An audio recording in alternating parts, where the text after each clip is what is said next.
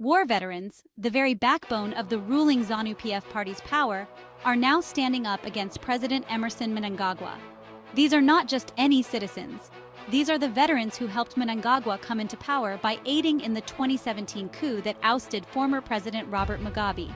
And now, they're demanding a significant reshuffle in his cabinet and Politburo. Why this sudden demand, you ask? Well, the veterans feel sidelined, overlooked in favor of newcomers who haven't shared their long history of struggle and sacrifice. It's not just about positions in the government. The veterans' grievances extend to what they perceive as judicial capture and the misuse of law by top party officials. This isn't just a power struggle. It's a clash over the very integrity and direction of the government.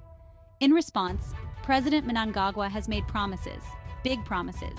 He's pledged to empower these war veterans with better economic opportunities, education, and healthcare benefits, trying to integrate them more into the socio-economic development of Zimbabwe.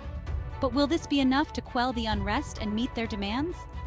The situation is tense and the implications are significant, not just for the political elite, but for the ordinary Zimbabwean. Stability, governance, and the future direction of Zimbabwe hang in the balance.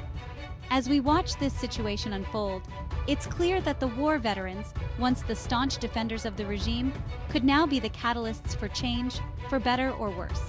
How this will impact Zimbabwe's future is something we'll all be keeping an eye on. So stay tuned, and I'll keep you updated on how this story develops. Thanks for watching.